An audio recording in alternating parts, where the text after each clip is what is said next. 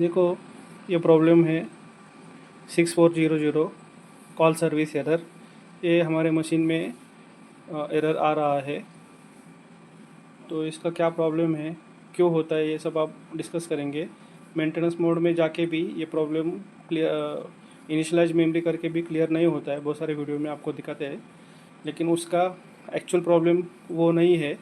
उसका जो प्रॉब्लम है इस वीडियो में हम देखने वाले हैं। तो वीडियो आप लास्ट तक ज़रूर देखें। आपको मैं 100% सोल्यूशन बताने वाला हूँ, और क्या करना है, कौन सा पार्ट रिपेयर करवाना है, कौन सा पार्ट डालने के बाद ये आपको प्रॉब्लम सॉल्व हो जाएगा, ये सब दिखाने वाला हूँ। एक्चुअली ये जो एरर है, ये आपके मशीन के फ्यूज़र असेंबली के रिगार्डिंग एरर है। फ्यूज़र असेंबली में जो टेम्परेचर क्रिएट होना चाहिए वो होता नहीं है। इसके वजह से जो टेम्परेचर सेंसर है वो एरर दिखाता है। तो एक्चुअली प्रॉब्लम फ्यूज़र असेंबली में नहीं है, प्रॉब्लम होता है आपके मशीन के पावर सप्लाई में। जहाँ से फ्यूज़र असेंबली में पावर जाता है, वो अगर पावर वहाँ पे पहुँचा ही नहीं फ्यूज़र असेंबली में, तो वहाँ से एरर आएगा ही आएगा। तो दोस्तों, अब इस मशीन के पीछे के पैनल को हम देखेंगे। उसको खोलने के बाद उसके अंदर हम जो पावर सप्लाई सेक्शन है उसको देखेंगे और बताएंगे आपको कि कहाँ पे एक्चुअल प्रॉब्लम आता है और उसका सॉल्यूशन क्या करना है। तो इस पैनल में कुछ एक छोटा पैनल है और एक साइड में बड़ा पैनल है। इसमें 6 स्क्रू लगे हैं और इसमें कुछ 7 से 8 स्क्रू लगे हैं। तो इनको हम निकाल लेंगे स्क्रू को और पैनल को बाहर निकालेंगे। तो देख लो, मैंने ये पीछे के जो पैनल है उसको निकाल लिया है। और अभी हम इसका जो पावर सप्लाई सेक्शन है, ये जो ऑरेंज कलर का बोर्ड दिख रहा है आपको, यहाँ से यहाँ तक, मैं आपको ये ऊपर का जो कवर है ये भी निकाल के दिखाता हूँ।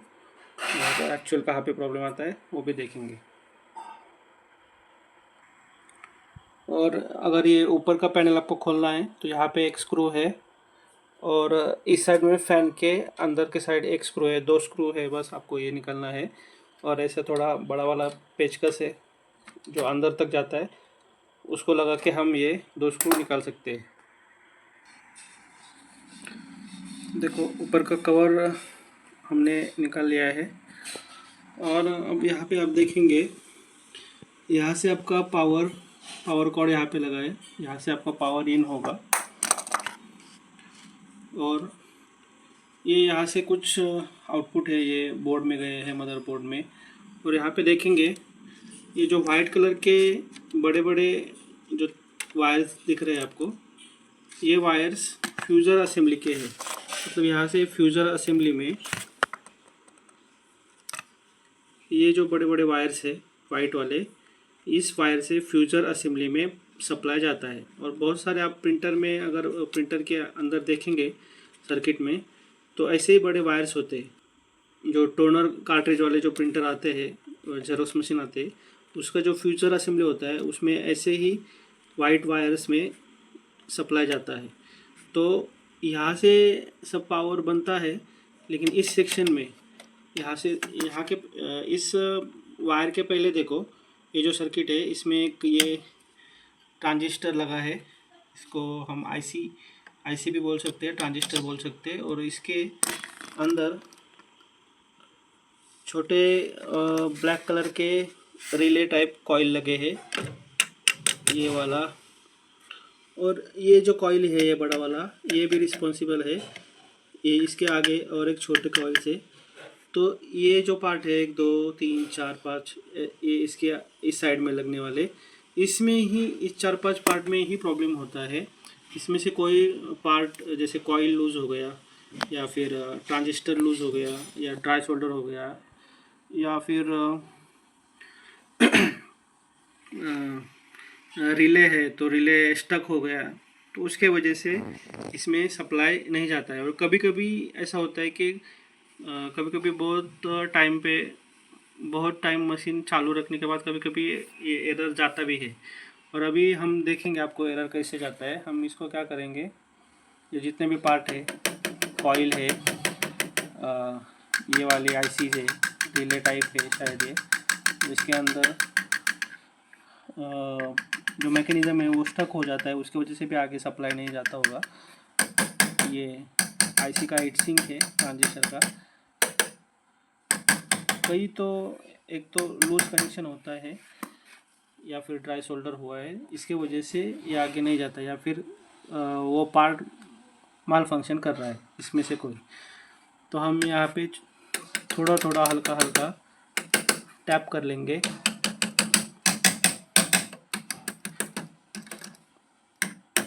इसमें ध्यान देना, ये कॉइल के अंदर छोटे छोटे वायर लगे हैं, इसमें नहीं जाना चाहिए, तो इसमें ही थोड़ा थोड़ा हल्का हल्का टैप कर लो।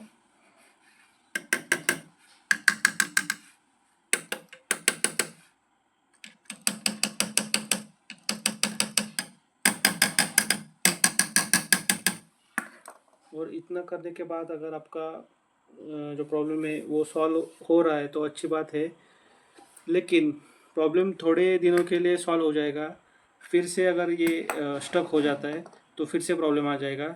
इससे अच्छा है आप ये जो पावर सप्लाई है उसको रिपेयर करा के ले लो। और रिपेयर करने के लिए प्रिंटर वालों के पास ही जाना चाहिए, ऐसा कुछ नहीं है। ये पीछे का पैनल खोल लो, और पावर सप्लाई निकालने के लिए अगर आपको नहीं जमता है तो कोई भी इलेक्ट्रॉनिक शॉप वाला होगा साइड वाला जो आपके नज़दीक है, उसको बुलाना, और वो ये छोटे छोटे केबल्स है 3-4 यहाँ के फ्यूजर असेंबली के, ये 2 केबल्स है। यहाँ पे एक केबल लगा हुआ है, ये 4-5-6 केबल से ये निकाल लेने के बाद एक 4 स्क्रू लगे हुए हैं इस बोर्ड में, उसको निकालने के बाद ये बाहर आ जाएगा। और इसको निकाल के अगर आप नज़दीक वाले इलेक्ट्रॉनिक शॉप में भी रिपेयर करने के लिए दे देंगे, उनको बताना है कि ये पावर सप्लाई है और इसमें यहाँ पे सप्लाई नहीं आता है, तो आप ज़रा एक बार चेक कर लो क्या ख़राब हुआ है इस सेक्शन में, ट्रांजिस्टर ख़राब हुआ है या कॉइल ख़राब हुआ है ये, या ये रिलेज और ट्रांजिस्टर भी, मॉसफेट भी बोल सकते हैं इसको, ये ख़राब हो गया है, कौन सा पार्ट ख़राब हो गया आप देख लो और वो चेंज कर लो। तो वो जो इलेक्ट्रॉनिक वाला बंदा है नज़दीक वाला रिपेयर वाला, वो आपको ये पीसीबी पावर सप्लाई रिपेयर करके दे सकता है। ये आपका सस्ते में और कम से कम टाइम में प्रॉब्लम सॉल्व हो सकता है। तो अभी हम देखेंगे इसको चालू करके कि हमारा प्रॉब्लम सॉल्व हुआ है या नहीं। तो देखो अब मशीन चालू कर रहे हैं हम।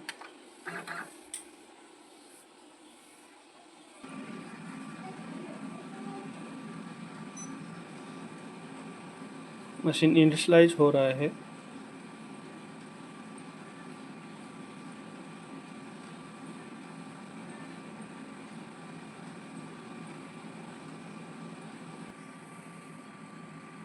तो दोस्तों देखिए हमारा जो प्रॉब्लम है वो सॉल्व हो चुका है।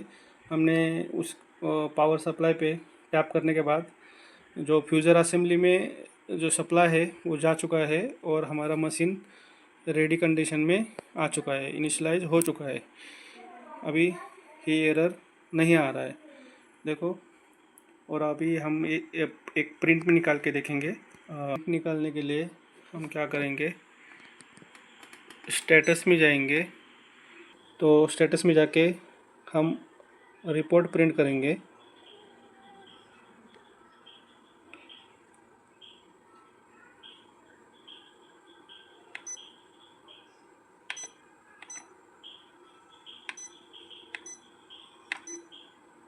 देखो हमने एक प्रिंट दे दिया है, प्रिंट नीचे से आ चुका है,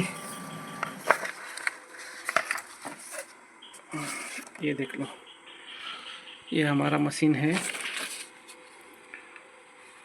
और इसका देखो अभी तक 17,209 प्रिंट हो चुका है टोटल, स्कैन पेजेस के साथ 13,607 पेजेस स्टेटस पेज है ये, और ये इसका सब